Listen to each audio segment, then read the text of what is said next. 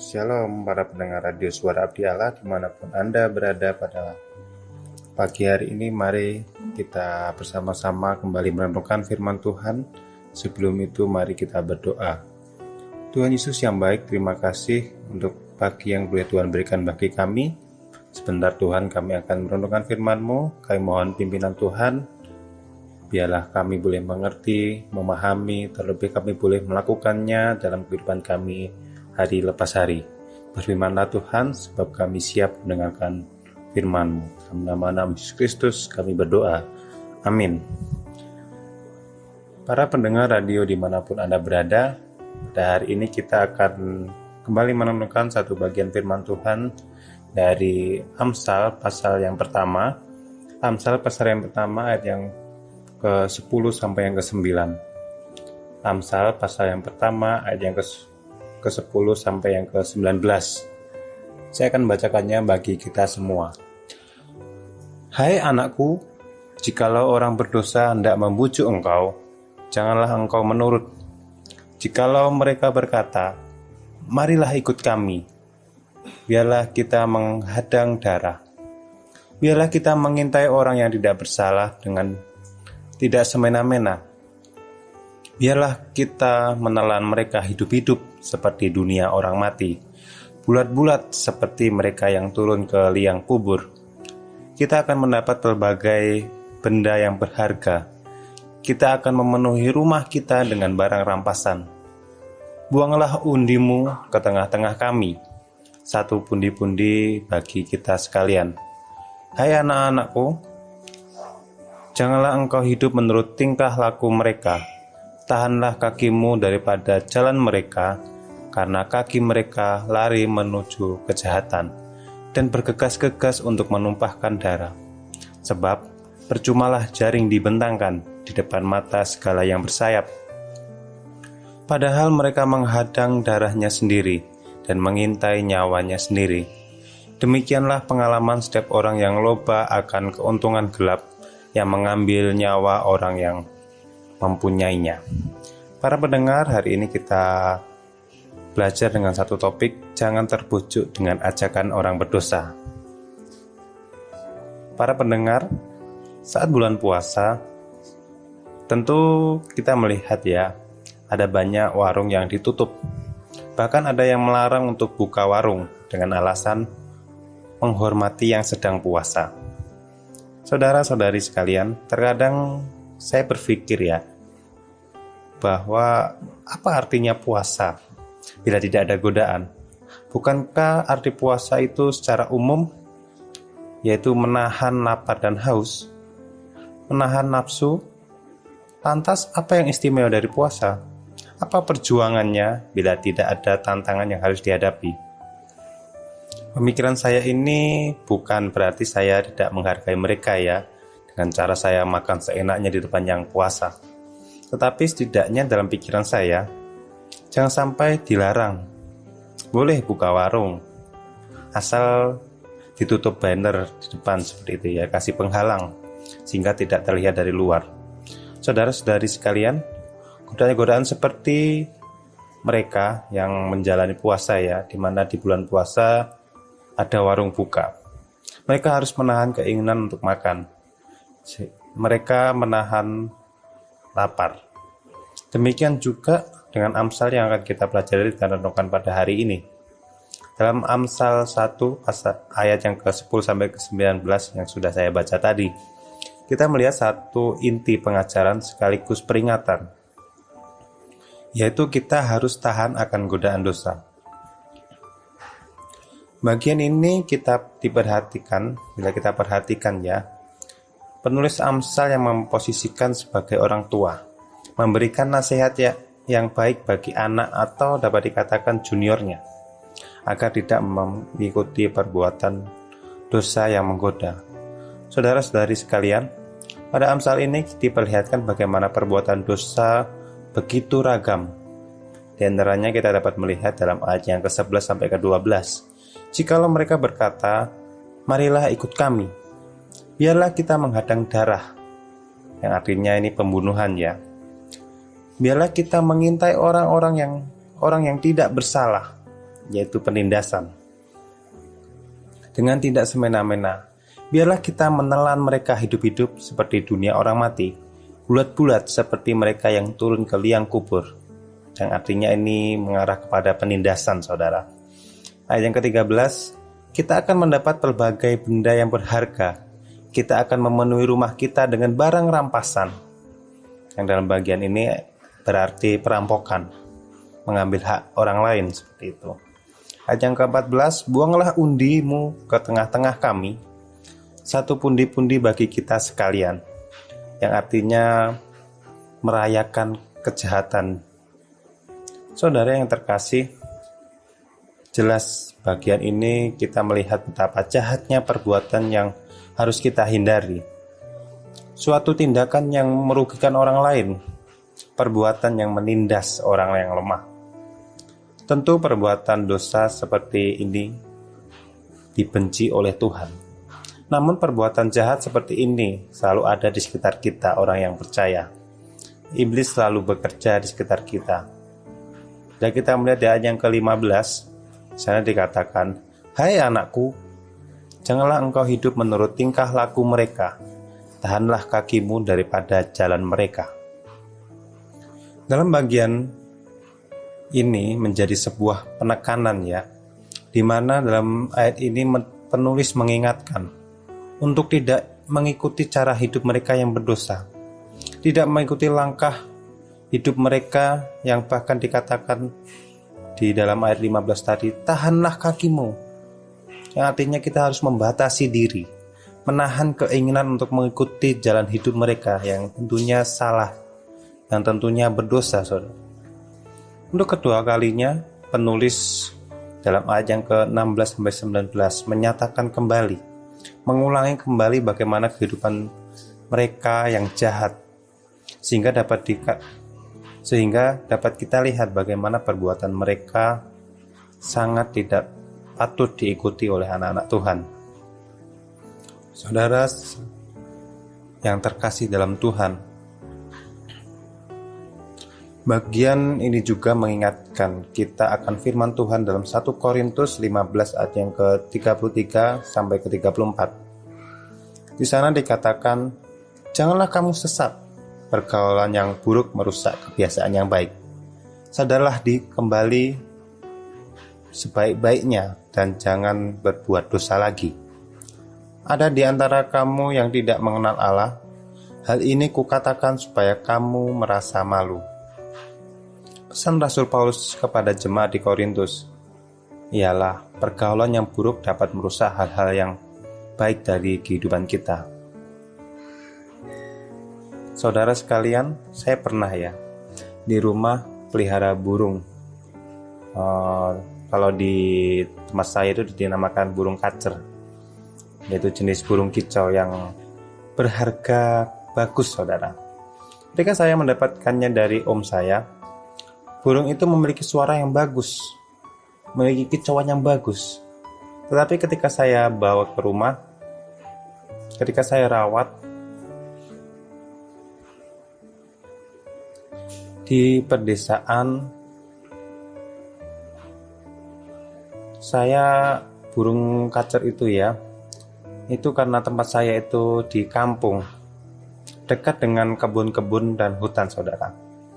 Karena posisi rumah saya seperti itu, maka seringkali banyak burung-burung liar yang berterbangan dan hinggap di pohon-pohon dekat rumah saya. Dan tentunya burung-burung itu berkicau di situ. Akhirnya, saudara, burung kacer saya yang sebelumnya memiliki suara yang bagus, kicauan yang bagus, menjadi rusak karena terpengaruhi oleh suara burung-burung liar. Ini pun berakibat pada harga jual, saudara, karena burung kicau itu harganya mengikuti kualitas atau bagus atau buruknya kicauannya, seperti itu. Sehingga saudara, karena sudah terpengaruh oleh burung-burung liar, harganya pun jadi turun, jadi murah sekali. Yang tadinya 1,5 juta sampai 2 juta bisa terjual, tapi karena terpengaruhi, karena saya yang kurang merawat, kurang mengisi suaranya, kalau istilah orang yang pelihara burung kicau ya. Karena saya kurang saudara untuk melatihnya mengisi dengan suara yang bagus, akhirnya burung saya pun yang kacer itu rusak suaranya saudara. Saudari sekalian, dari ilustrasi ini ya, dari cerita saya ini ya, itu mengingatkan bagaimana lingkungan sekitar itu dapat mempengaruhi kepribadian kita. Kehidupan kita tentunya tidak selalu tinggal di lingkungan yang baik 100%. Kita orang percaya, orang Kristen, tidak 100% kita tinggal di lingkungan orang Kristen mayoritas, atau tinggal di lingkungan yang 100% orangnya baik-baik semua, yang takut akan Tuhan, yang tidak melakukan kejahatan atau hal-hal dosa. Kita hidup di tengah-tengah orang berdosa. Kita hidup di dunia yang jahat. Seperti hanya burung peliharaan saya tadi yang terpengaruh oleh suara burung liar, yang membuat nilai dari burung itu jadi turun. Demikian juga dengan kita, di mana kita sangat mudah terpengaruh dengan cara hidup orang berdosa. Mengingat cara hidup orang berdosa itu, kalau kita nilai dengan kehidupan duniawi ya, itu sangat enak saudara. Siapa sih yang gak enak hidupnya banyak duit? Siapa sih yang gak enak hidupnya enak, uangnya banyak walaupun dari hasil korupsi? Siapa sih yang gak senang hidupnya nyaman karena rumah besar, ada AC-nya, walaupun kita dapatkan dari hasil korupsi, dari hasil mencuri, menipu orang. Godaan-godaan dunia, kehidupan yang jahat itu secara manusiawi, secara duniawi adalah kehidupan yang menarik, karena bisa mendapatkan uang secara instan. Sedangkan kalau kita bekerja dengan jujur, tentu lama ya kita mendapatkan uang yang banyak, lama kita mengumpulkan uang. Nah demikianlah dengan kehidupan kita saudara. Kita seringkali digoda dengan hal-hal yang terlihatan enak bagi dunia. Kita sebagai orang percaya seringkali tergoda akan tindakan-tindakan yang berdosa, yang Tuhan tidak sukai. Tetapi saudara, dalam firman Tuhan pada pagi hari ini, dari Amsal pasal yang pertama ini ya, kita diingatkan bagaimana kita harus menjaga dari kehidupan-kehidupan yang buruk. Bukan berarti kita harus hidup di planet lain yang tidak ada orang berdosanya saudara.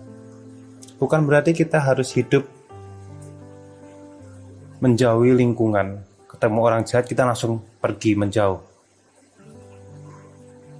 Misalkan kita kerja di kantor, aduh ini ada yang korupsi, akhirnya kita keluar dari kantor itu. Tidak harus seperti itu saudara. Tetapi kita juga harus menghindarinya. Saudara-saudari sekalian, sekali lagi ya, kita telah diingatkan bagaimana pentingnya kita menjadi garam dan terang. Memberi dampak, bukan seperti ikan mati yang mengikuti arus sungai. Kita adalah orang-orang yang telah mendengar firman Tuhan. Kita adalah orang-orang yang telah mendapatkan teguran, telah tahu kebenaran dari firman Tuhan. Maka dari mari saudara, kita kuatkan hati kita. Kita hidup terus dalam firman Tuhan. Kita memiliki pondasi yang kuat sehingga kita tidak dapat ikut-ikutan. Malah kita hendaknya harus jadi terang.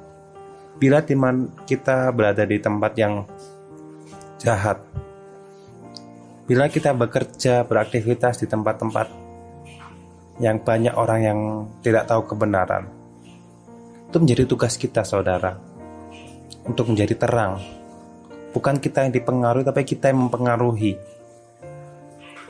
Bukan kita yang mengikuti arus kehidupan orang duniawi, tapi kita yang memberi dampak, yang mempengaruhi, supaya orang-orang di sekitar kita tahu apa yang benar, mengubah cara hidupnya, Itulah yang harus kita lakukan. Bukan kita harus menghindari. Bukan kita harus menghilang dari dunia ini, meninggalkan bumi ini. Tapi kita harus menjadi dampak, saudara, dimanapun kita berada. Karena sekali lagi saya katakan, kita hidup di tengah-tengah dunia yang jahat. Hanya ada dua pilihan. Kita mempengaruhi atau kita dipengaruhi. Kita mengikuti cara mereka atau mereka yang mengikuti cara hidup kita, orang percaya.